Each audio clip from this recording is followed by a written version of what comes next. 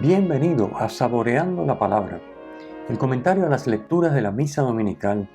Te habla el Padre Ángel Siapi, de la parroquia Cristo Redentor en el Paraíso, San Juan, Puerto Rico. Recuerda que en la descripción están las citas bíblicas de las lecturas, el enlace al guión de la Lección Divina, el enlace a los apuntes del comentario y la dirección de la página web de la parroquia Cristo Redentor. En el nombre del Padre, del Hijo y del Espíritu Santo. Amén. Dios Todopoderoso y Eterno, aumenta nuestra fe, esperanza y caridad. Y para conseguir tus promesas, concédenos amar tus preceptos. Por nuestro Señor Jesucristo, tu Hijo, que vive y reina contigo en la unidad del Espíritu Santo y es Dios por los siglos de los siglos. Amén. Domingo 30 del tiempo ordinario, ciclo B. Comentemos las lecturas comenzando por la primera. La primera lectura hoy está tomada del profeta Jeremías, en el capítulo 31. Los capítulos 30 y 31 de Jeremías se conocen como el libro de la consolación. En ellos se anuncia el júbilo por el regreso de Israel y de Judá a su tierra después de años de destierro. El texto de hoy comienza con una invitación a la alegría. Gritad de alegría por Jacob, regocijaos por la flor de los pueblos. Versículo 7. Esta invitación a la alegría se debe a la salvación, como apunta el mismo versículo 7. Proclamad, alabad y decid, el Señor ha salvado a su pueblo. Sin embargo, esta salvación por la que se alegran está en el futuro, como nos expresan los versículos 8 y 9a. Los traeré, dice, los reuniré, vendrán, los guiaré, los llevaré. O sea, es una invitación a vivir la alegría ya por la esperanza que se apoya en esa fidelidad de Dios, que no falla nunca. Dios que no solo es el omnipotente, sino, como dice el versículo 9b, un Padre para Israel. Un Padre que lo cuidará como a su Hijo primogénito, a quien consuela con ternura cuando éste llora. Dios cambiará la situación de aflicción y tristeza, de dificultades y muerte, por lo contrario. Alegría y júbilo, camino llano sin tropiezos, versículo 9a, y vida en abundancia, significada por los torrentes de agua. Los principales beneficiarios de esta promesa serán aquellos a los que se les hace casi imposible caminar, los ciegos y cojos, versículo 8b, y las preñadas y paridas. Hoy en el Evangelio Jesús hace precisamente esto con el ciego Bartimeo. Cumple su promesa sanando. El principal beneficiario, como dice aquí el texto de Jeremías, ciegos y cojos, preñadas y paridas, pues hoy Jesús sana al ciego Bartimeo en el Evangelio. En la segunda lectura tenemos un pasaje de la carta a los Hebreos, esta vez en el capítulo 5. Este pasaje compara los sumos sacerdotes de la antigua alianza con el sumo sacerdote de la nueva alianza, Jesucristo, para mostrar la superioridad de Jesús sobre aquellos. Del mismo modo que el sumo sacerdote pertenece al pueblo y por eso puede comprender a los ignorantes y extraviados, versículo 2, ya que comparte su misma debilidad, así Cristo participa en todo de nuestra naturaleza humana, menos en el pecado.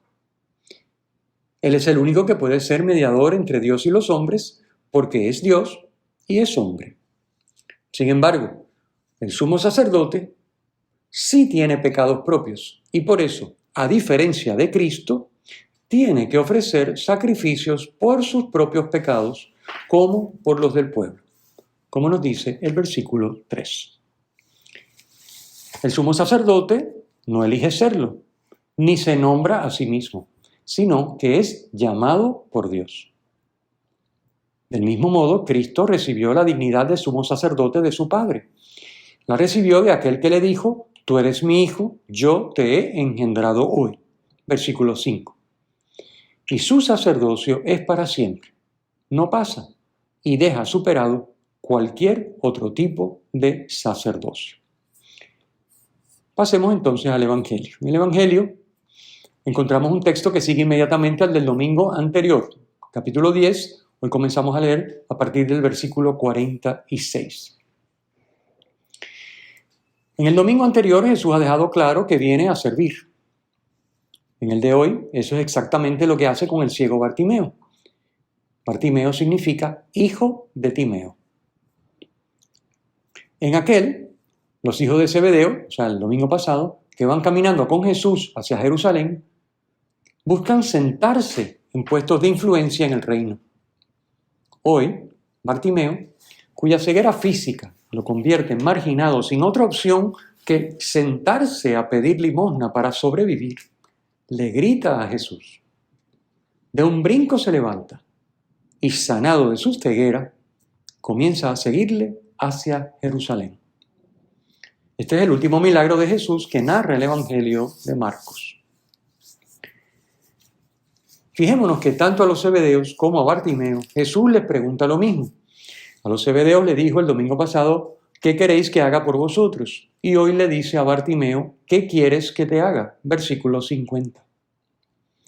No lo hace porque desconozca lo que quieren, sino para que clarifiquen lo que desean y así poderlos servir, corrigiendo su petición o concediéndola. Es el caso de los zebedeos, tuvo que corregir su petición y concediéndola es el caso de hoy del ciego Bartimeo. A cada uno de nosotros nos vendrá bien meditar sobre cuál sería nuestra respuesta a esta pregunta de Jesús. Si Jesús nos preguntara, ¿qué quieres que haga por ti? ¿Qué responderíamos? Meditemos y dialoguemos esto con Él en la oración. Camino de Jerusalén para celebrar la Pascua hebrea, Jesús va acompañado de sus discípulos y de bastante gente, dice el versículo 46. El relato se da a la salida de Jericó, conocida como la ciudad de las palmeras. Jericó es la segunda ciudad en importancia de Palestina y la más baja del mundo, situada casi a 300 metros bajo el nivel del mar en la depresión del Valle del Jordán, al norte del Mar Muerto. Jericó dista unos 30 kilómetros de Jerusalén, separada por el desierto de Judá, en el que Lucas sitúa la parábola del buen samaritano. Jericó tiene una temperatura media de 10 grados más que Jerusalén, por lo que era muy frecuentada como zona de descanso. Jericó era la ruta obligada de los peregrinos que venían de Galilea y que en esta época se dirigían a Jerusalén a celebrar la Pascua. Bartimeo se coloca en un punto estratégico de afluencia de gente para pedir limosna. Bartimeo es un pobre en sentido bíblico. Su ceguera hace que solo pueda palpar la superficie de las cosas, pero no ver en profundidad. No tiene perspectiva, no distingue lo lejano y lo cercano. No puede dirigirse por sí mismo a ningún lugar. Y tampoco tiene nada que dar. Está en situación de dependencia e indefensión, dependiendo de las limosnas. Es marginado, como deja ver el relato al indicar que los que estaban alrededor lo increpaban para que se callara. Versículo 48a. Solo le queda pedir que tengan misericordia con él. Hijo de David, ten compasión de mí. Frase que se repite 2 veces en el Evangelio de hoy, versículo 47b y 48b. La ceguera de Bartimeo es signo de la ceguera espiritual que nos deja a ti y a mí indefensos ante los peligros del mundo. Violación de derechos humanos, amenazas de la vida desde su concepción hasta su muerte natural, marginación del que no piensa según lo políticamente correcto, manipulación de las personas como si fueran cosas, etcétera, etcétera. La ceguera espiritual no nos permite darnos cuenta de que estamos siendo manipulados, de que nos están lavando el cerebro para que pensemos como el mundo quiere que pensemos, de modo que seamos fácilmente controlables y manipulables. Cuidado, cuidado. Para Bartimeo la única salida es su fe. Para nosotros también.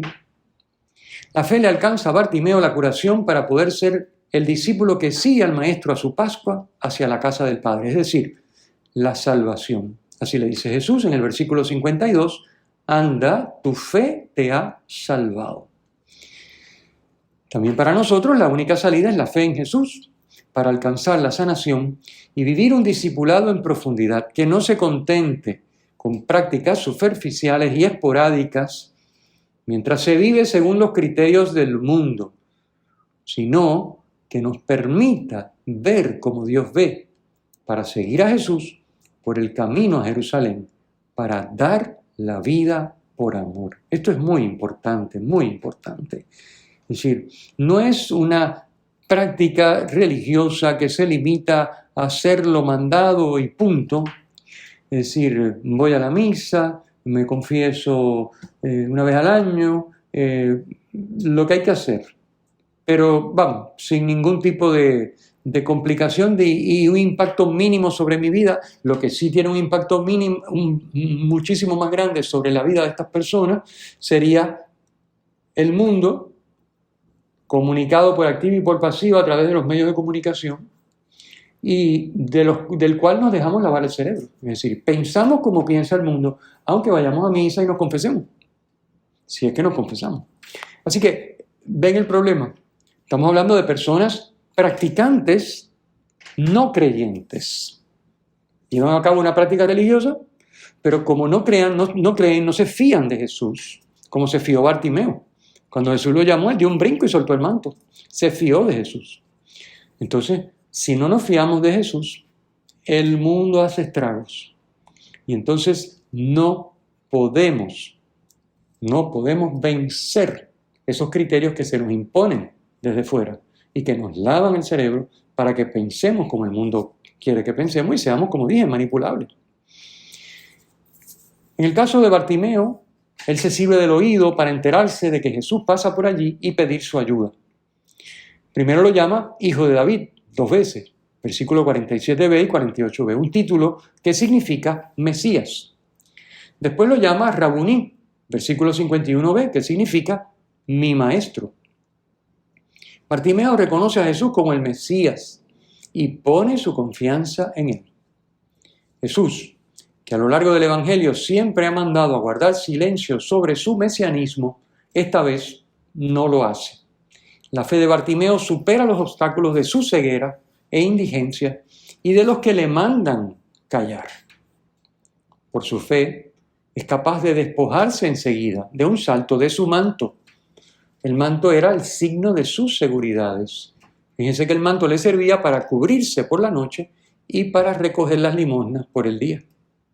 Él se desprende de un brinco del manto, se pone de pie y va a donde Jesús. Por contraste con la ceguera espiritual de los discípulos, que el domingo pasado no entendían los anuncios de la pasión, a los que les daba miedo preguntar y que discutían sobre quién era el más importante o cómo conseguir los primeros puestos, hoy Marcos nos presenta a Bartimeo como el modelo del que realmente ve, del discípulo. Jesús lo envía, anda, dice el versículo 52a, declara su salvación y exalta su fe. A la luz de estos modelos contrastantes, examinemos nuestra fe y los frutos de salvación que está dando en nuestra vida. ¿Qué sería necesario pedirle a Jesús que haga por nosotros? El Señor esté con ustedes y con tu espíritu. La bendición de Dios Todopoderoso, Padre, Hijo y Espíritu Santo, descienda sobre ustedes y permanezca para siempre. Amén. Si te ha gustado, usa el enlace para compartirlo con tus amigos.